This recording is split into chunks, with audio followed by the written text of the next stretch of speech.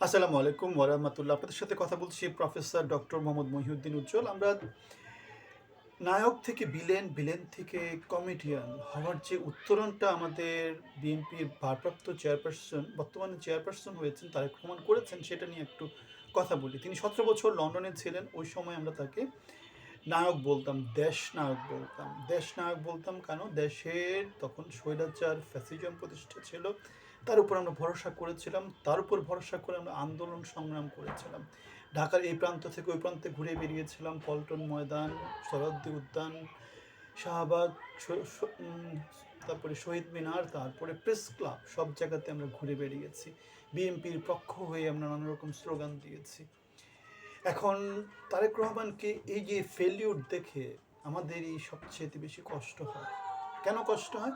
কারণ আমরা তাকে নায়ক হিসেবে দেখতে চেয়েছিলাম, আমরা তাকে যোগ্য নেতা হিসেবে দেখতে ছিলাম, আমরা তাকে শহীদ প্রেসিডেন্ট জিয়াউর রহমানের যোগ্য উত্তরসূরি হিসেবে দেখতে চেয়েছিলাম। কিন্তু তিনি দেশে আসলেন, আমরা মনে করেছিলাম তিনি ১৭ বছরে পরিবর্তন হয়েছেন। তিনি সে আগের সেই তারেক নাই, হাওয়া ভবনের তারেক নাই, পাঁচবার বাংলাদেশকে দুর্নীতি চ্যাম্পিয়ন করার তারেক নাই।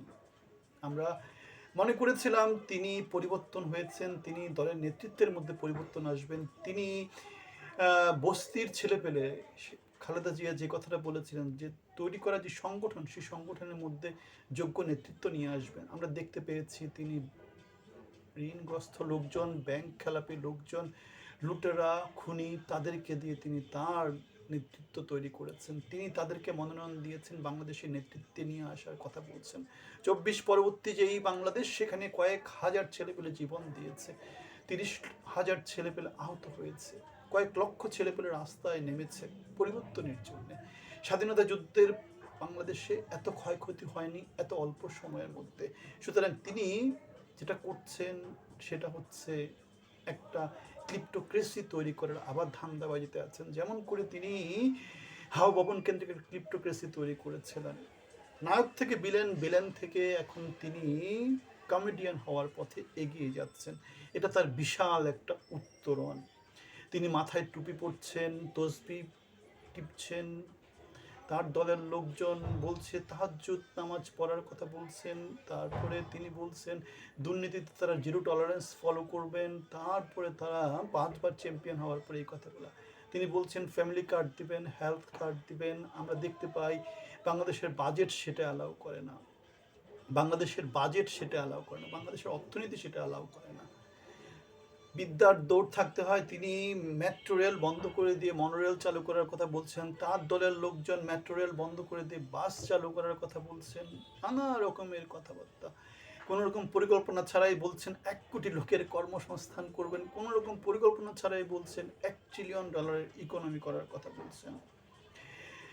যেখানে আমাদের ইসলামী দলগুলো আছে নানা রকম ফতোয়া দেওয়ার জন্য, সেখানে তারেক রহমান ফতোয়া দেওয়া শুরু করছেন। যেখানে ইসলামী দলগুলো আছে টুপি তসবি পরার জন্য, সেখানে বিএনপির নেতা নেত্রীরা মাথায় টুপি তসবি, গায়ে নানা রকমের পাঞ্জাবি লেবাস ধরে তারা আবার জনগণকে প্রতারণা দিচ্ছেন। শিরক, হারাম, হালাল নানা রকমের কিছু দিয়ে জনগণকে প্রতারিত করছেন। ফ্যামিলি কার্ড, হেলথ কার্ড এগুলো দিয়ে প্রতারিত করছেন। সুতরাং দুর্নীতিতে যে ৫বার বাংলাদেশকে চ্যাম্পিয়ন করেছেন, তার মুখ থেকে যদি আমাদেরকে এগুলো শুনতে হয়, তিনি তার আগের কাজের জন্য ক্ষমা না চেয়ে অথবা সেগুলোর জন্য অনুতপ্ত না হয়ে, সেগুলোর জন্য কারেক্টিভ কোনো মেজার না নিয়ে তিনি যেটা করছেন, তিনি সেই চক্রটাকে নতুন করে চালু করেছেন। হাওয়া ভবনের সিন্ডিকেটের এমন কোনো লোক নাই যারা মনোনয়ন পায়নি, তারা সবাই মনোনয়ন পেয়েছে। হাজার হাজার কোটি টাকা দিয়ে তিনি মনোনয়ন বিক্রি করেছেন। বলছেন চাঁদাবাজির জন্য তিনি জিরো টলারেন্স করবেন। হাজার হাজার কোটি টাকা তিনি যাদের কাছ থেকে নিয়েছেন, তাদের কাছ থেকে লক্ষ লক্ষ কোটি টাকা জনগণকে ক্ষতিপূরণ দিতে হবে, জনগণ থেকে সেগুলো তারা লুটে পুটে খাবে। সুতরাং এইগুলা হচ্ছে তাহলে আমাদের নায়ক থেকে খলনায়ক, খলনায়ক থেকে এখন ভিলেন হয়ে যাওয়ার, কমেডিয়ান হয়ে যাওয়ার পথে তারেক রহমানের উত্তরণ। এদিকে দেখা যাচ্ছে তার দলের নেতাকর্মীরা নানা রকমের লোকজনকে ফোন করে উত্ত্যক্ত করছে, ফোন করে হুমকি দিচ্ছে, ধমকি দিচ্ছে। ১২ই ফেব্রুয়ারির পরে ঘর থেকে বেরোতে দেবে না এমন কথাবার্তা বলছে। আমাদের ঢাকা ৮-এর নাসিরুদ্দিন পাটোয়ারিকে ডিম নিক্ষেপ করছে, ফিজিক্যালি আক্রমণ করছে, নানা রকমের নানা কিছু প্রকাশিত হচ্ছে। জনাব তারেক রহমান আমরা দেখতে পেয়েছি প্রিন্ট ইলেকট্রনিক মিডিয়ার লোকজনের সাথে নানা রকম মিটিং করছেন, বিজনেস পার্সনদের সাথে মিটিং করছেন, আমরা সেগুলোকে ভালো মতো দেখেছিলাম। কিন্তু পরবর্তী দেখলাম যে সেখানে শুধুমাত্র তার উদ্দেশ্য হাসিল করার জন্য যারা আছে তাদেরকে তিনি শুধু সেখানে জায়গা দিচ্ছেন। যারা 14 বছর ধরে সংগ্রামী ছিল, 17 বছর ধরে ত্যাগ করেছে, তাদের সেখানে কোনো জায়গা হয়নি। তিনি কন্টেন্ট ক্রিয়েটার পোলাপানদের সাথে তিনি নানা রকমের সময় দিচ্ছেন, তাদের সাথে প্রতিযোগিতা করছেন, তাদেরকে দিয়ে তিনি তার এজেন্ডা বাস্তবায়নের, নীল নকশা বাস্তবায়নের নানা রকমের চেষ্টা করে যাচ্ছেন। এবং সেখানে যেটা দেখা যাচ্ছে সেটা হচ্ছে এমন একজন কন্টেন্ট ক্রিয়েটরকে তিনি তার আইকন হিসেবে তাকে তিনি ফলো করেন,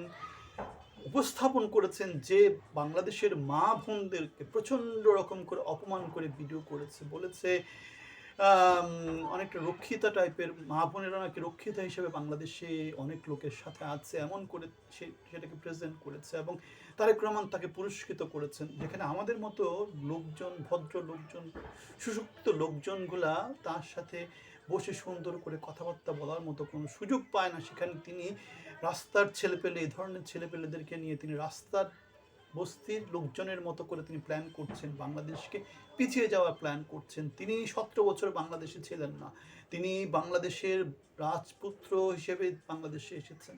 দুর্নীতির বরপুত্র যখন বাংলাদেশের রাজপুত্র হিসেবে অভিষেক হয় এবং তার যখন কোনো পরিবর্তন দেখা হয় না, তখন তাকে আমরা ঠিক মতোই বলতে পারি যে তিনি নায়ক থেকে ভিলেন হয়েছেন, ভিলেন থেকে এখন তিনি কমেডিয়ান হচ্ছেন। তিনি বস্তির ছেলেপেলে, তিনি রাস্তার ছেলেপেলেদের, কন্টেন্ট ক্রিয়েটরদের, যারা আমার মা বোনদেরকে রক্ষিতা হিসাবে উপস্থাপন করে তিনি তাদেরকে তার আইকন হিসাবে মনে করেন। এবং আমরা দেখতে পাচ্ছি মাহমুদা মিতুকে যেভাবে আক্রমণ করা হয়েছে, বস্তির ছেলেপেলে যেভাবে মা বোনদেরকে আক্রমণ করেছে, সেগুলোর প্রতিবাদে জামাতে ইসলামী একটা কাজ করেছে। 31শে জানুয়ারি সরোয়ার্দী উদ্যানে বিএনপির নারী নির্যাতনের বিরুদ্ধে জামাত একটা সমাবেশের ডাক দিয়েছে। সুতরাং বাংলাদেশের বর্তমান এই পরিস্থিতিতে আমরা যেটা দেখতে পাই সেটা হচ্ছে সমশক্তির একটা, সমকৌশলের একটা রাজনৈতিক দল বাংলাদেশে দরকার ছিল, এবং জামাত সেটা ভালোভাবেই প্লে করছে। তারেক রহমানকে তিনি যদি দূরদর্শী নেতৃত্ব হতেন তাহলে এনসিপিকে তিনি তার দলের মধ্যে নিতেন, আমাদেরকে তিনি তার নেতৃত্বের মধ্যে জায়গা দিতেন, তিনি আমাদেরকে ক্ষমতার অংশী করতেন। তিনি বাংলাদেশকে সেই লুটেপুটে খাওয়া, সেই জমিদারদের পুরনো চক্রের মধ্যে ফেলে দিতেন না, যারা লুটপাট করে বাংলাদেশে এবং নিয়ে চলে যায় আমেরিকাতে, লন্ডনে, কানাডাতে, নানা জায়গাতে। সুতরাং আমরা দেখতে পাচ্ছি বাংলাদেশের যে দরিদ্রের দুষ্ট চক্র, সেটা তারেক রহমান এবং তারেক রহমানের মতো নেতৃত্বের সৃষ্টি। তারা তাদের যে কাচের ঘর আছে, তাদের যে শীষ মহল আছে, তাদের যে তাজমহল আছে, তারা সেটা বাংলাদেশের কোটি কোটি মানুষের রক্তের দিয়ে তৈরি করেছে, এবং কোটি কোটি মানুষের রক্ত চুষে তারা জমিদার হয়েছে, এবং তারা 24 পরবর্তী বাংলাদেশে সেই সংস্কৃতিটা চালু রাখার চেষ্টার মধ্যে আছে। সুতরাং নায়ক থেকে ভিলেন, ভিলেন থেকে কমেডিয়ান, তারেক রহমানের বিশাল একটা উত্তরণ। এবং আমি তার জন্য যেই স্লোগানগুলো দিয়েছিলাম সেগুলোর জন্য আমি এখন লজ্জা পাই যে তিনি এটা কি করছেন, তিনি এটা কি করছেন। আপনাদের সবার জন্য শুভকামনা, আপনারা ভালো থাকবেন। আসসালামু আলাইকুম।